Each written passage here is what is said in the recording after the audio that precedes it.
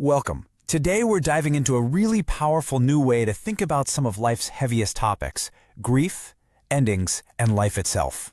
And our guide for this is a really fascinating conversation, one that was actually inspired by poetry, and it offers some insights that could totally shift your perspective. So let's get into it. First things first, let's challenge a really core assumption. When we hear the word grief, our minds almost always go straight to death.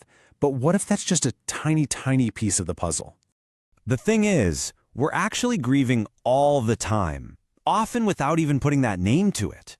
Think about it. When a boss you really value leaves the company, you're not just bummed out, you're grieving the end of that relationship, that dynamic.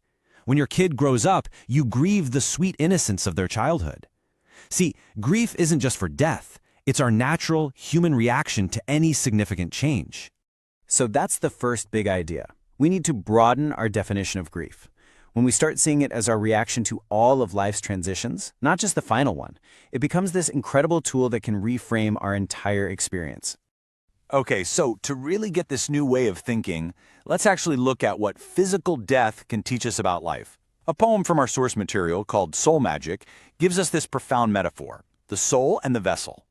What the poem points out is that when someone passes away, the physical body, the vessel, it's still there.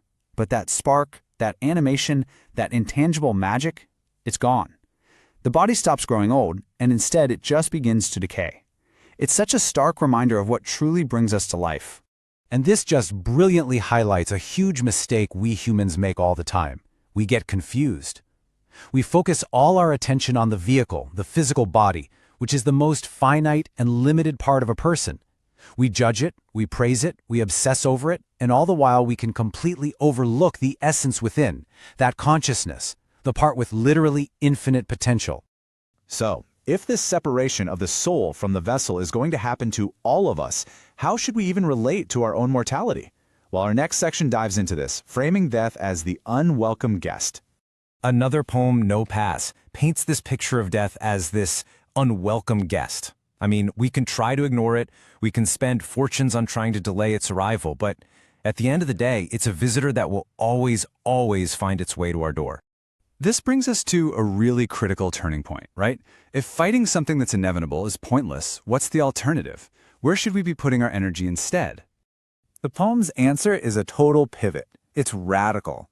Instead of fighting a battle you know you can't win, you make peace with the outcome. And that one simple shift in perspective, man, it has massive implications for how you live your life right now.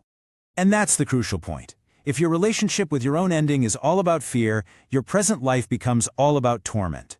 You get so fixated on avoiding something in the future that you completely miss the life that's happening right in front of you. Making peace with it is what allows you to fully show up for today. And this is where the whole idea becomes truly transformative. We're going to move beyond that one big final death and start looking at the thousands, even millions of little endings we face every single day. Think about your life like it's a play with a bunch of different acts. You were a child, then an adolescent, now an adult. And to fully step into that next role, you have to grieve and let go of the last one.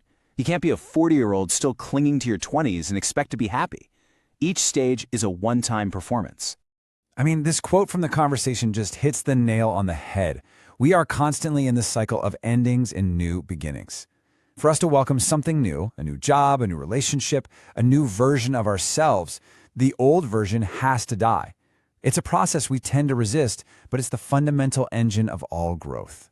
And if you really stop and think about it, you're already an expert at this. In fact, you've faced these endings, these little deaths, billions and billions of times before. This cycle is happening constantly, all around us and inside of us. Every project that ends, every conversation that concludes, heck, every single breath you exhale, these are all endings. They're tiny little deaths that clear the space for a new beginning. It's not something to fear, it's the basic rhythm that makes all new life possible. So where does this all leave us? What's the ultimate takeaway here? If we're constantly in this cycle of endings and beginnings, what does that really mean for how we live our day-to-day lives? It leads to a pretty profound final point. We have this tradition of wishing the dead to rest in peace, as if peace is some prize they finally get for finishing the race. But the truth is, peace isn't reserved for them. It is our natural, default state. It's the very foundation of our being. It's always there, right underneath all the noise, the worries about the future, the regrets about the past. Those are the emotional weeds. Peace is simply what's left over when we stop feeding energy into all the dramatic stories our minds are constantly creating. And this leaves us with a final, really provocative thought. Peace is for the living. It's not some destination you get to after you die. It's your origin, it's your foundation, and it is available to you right here, right now. The only question left is, will you choose it?